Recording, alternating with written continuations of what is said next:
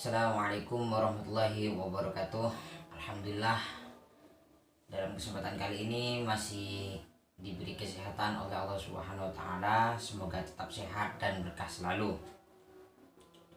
Dan kali ini saya akan membacakan biografi Sunan Cendana, Koanyar, Bangkalan, Madura.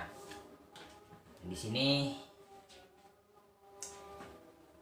saya akan menjelaskan tentang buku ini. Buku ini adalah buku yang dirangkum oleh saya sendiri, tetapi ini isi dari sejarahnya ini dikutip dari kiai-kiai terdekat di sini atau dari hasil survei kepada cerita dari abah saya, cerita dari orang lain. Nah, di situ saya rangkum dan dibukukan menjadi buku seperti ini.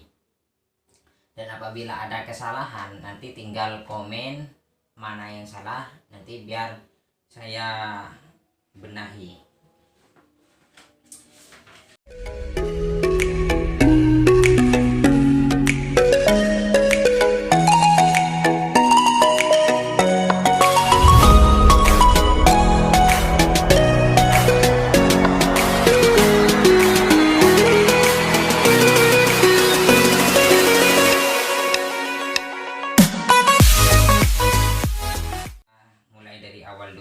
Mukaddimah. Assalamualaikum warahmatullahi wabarakatuh. Bismillahirrahmanirrahim. Alhamdulillahirabbil alamin. Nahmaduhu wa nasta'inuhu wa nastaghfiruh. Wa na'udzu billahi min syururi anfusina wa sayyiati a'malina. Wassalatu wassalamu ala asyrafil anbiya'i wal mursalin sayyidina wa maulana Muhammadin wa ala alihi wa sahbihi ajma'in. Amma ba'du. Segala puji bagi Allah, Tuhan semesta alam, sehingga kami dapat menyelesaikan buku yang menjelaskan biografi Sunan Cendana. Sholawat serta salam semoga selalu tercurahkan kepada Nabi kita, Nabi Muhammad SAW, yang telah berhasil membawa agama Allah sehingga menyebar ke seluruh penjuru dunia. Kami sangat berterima kasih kepada semua pihak yang telah membantu atas terbitnya buku ini, terlebih kepada abah saya dan keluarga saya yang sudi meluangkan waktunya untuk mengumpulkan biografi Sunan Cendana ini. Semoga jasanya dibalas oleh Allah dengan iringan doa jazakumullah ahsanal jaza. Kritik dan saran pastinya kami nantikan, serta apabila ada kesalahan mohon untuk kerjasamanya untuk perbaikan selanjutnya agar lebih sempurna. Nah, di sini sebelum menjelaskan biografi Sunan Cendana, ini menjelaskan tentang hukum ziarah kubur. Pada permulaan Islam, Nabi Muhammad SAW itu melarang pada sahabat untuk berziarah kubur karena keimanan mereka pada umumnya masih lemah. Dikhawatirkan akan terjadi hal-hal yang mengarah kepada syirik. Kemudian setelah keimanan mereka menjadi kuat, Nabi Muhammad SAW itu justru menganjurkan mereka untuk ziarah kubur dengan tujuan agar mereka teringat pada kematian. Berdasarkan hadis yang diriwayatkan oleh Ibnu Mas'ud bahwasannya Nabi Muhammad SAW itu bersabda, An Ibnu Mas'ud anna Rasulullah SAW qala kuntu nahaitukum an ziyaratil kuburi fazuruha fa innaha tuzahhadu fid dunya wa tudzakkaru al akhirah. Dahulu saya melarang ziarah kubur, sekarang berziarahlah, karena demikian itu akan mengingatmu akan kematian di akhirat. Dahulu saya melarangmu ziarah kubur, sekarang berziarahlah, karena demikian itu akan mengingatkanmu akan kematian. Larangan pada permulaan itu ialah karena masih dekatnya masa mereka dengan zaman jahiliyah. Maka tatkala mereka telah menganut Islam dan merasa tentram dengannya serta mengetahui atur-aturannya, maka diizinkanlah mereka oleh syara untuk berziarah. Kemudian untuk tata cara ziarah kubur, jika seorang yang berziarah telah sampai di kuburan, hendaklah ia memberi salam serta mendoakannya sebagai berikut. Assalamualaikum ya ahlad diyar minal mu'minina wal muslimin wa inna insyaallahu bikum lahikun. Nas'alullah lana wa lakumul afwa. Artinya itu, Assalamualaikum, hai penduduk kubur dari golongan yang beriman dan beragama Islam, dan kami insya Allah juga akan menyusul di belakang, dan kami mohon kepada Allah agar kami begitupun kamu dilimpahkan keselamatan oleh Allah Subhanahu wa Ta'ala. Dan ketika berziarah ke Sunan Cendana, ini dianjurkan untuk membaca syahadat sebelum membaca bacaan yang lain. Di sini kemudian biografi Sunan Cendana. Sunan Cendana adalah cucu dari Sunan Ampel.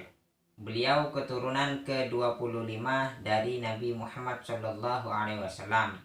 Dan nama asli dari Sunan Cendana yaitu Syekh Zainal Abidin.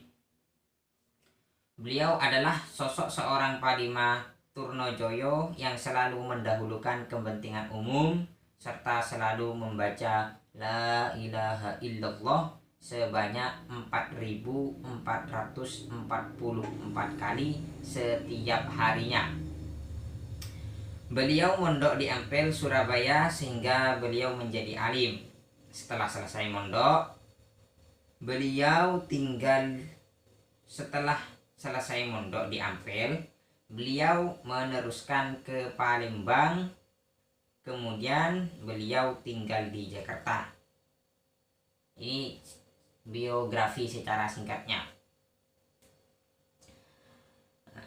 Di waktu beliau di Jakarta, beliau pernah sowan ke pamannya yaitu Raja Kertosono, dan kebetulan di waktu itu Raja Kertosono sedang menghadapi perang Belambangan, itu Banyuwangi.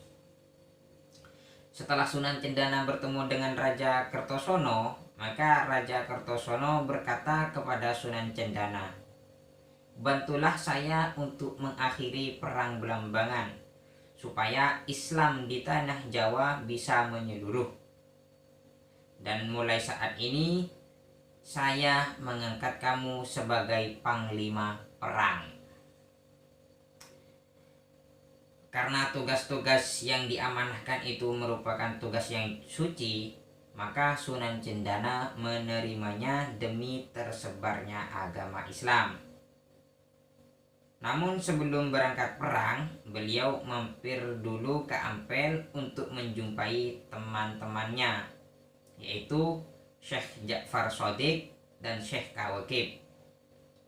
Beliau merupakan teman Sunan Cendana di waktu mondok di Ampel, dan beliau termasuk waliullah yang membantu Sunan Cendana ketika melaksanakan tugas suci di Belambangan.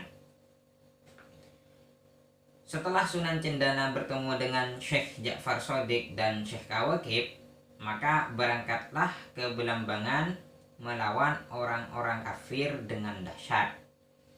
Pada waktu itu Sunan Cendana mempunyai keanehan yang bisa membuat tentara dengan biji kapoh. Ini biji kapoh, kalau bahasa Maduranya ini biji kapoh. Kalau bahasa Indonesianya kurang tahu. Biji kapoh itu, kapohnya itu adalah yang dibuat bantal itu biasanya. Sunan Cendana ini membuat tentara dari bijinya itu. Sehingga dengan biji kapoh tersebut itu bisa menjadi tentara, dan tentaranya tersebut bisa mendobrak serta menerobos benteng-benteng Belambangan.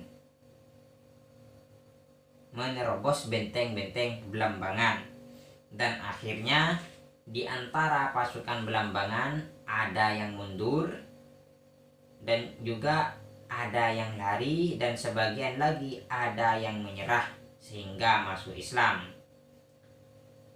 Setelah memenangkan peperangan, maka Sunan Cendana dan teman-temannya melakukan sujud syukur kepada Allah sebagai tanda kemenangan yang semata-mata karena mendapatkan pertolongan Allah Subhanahu wa Ta'ala.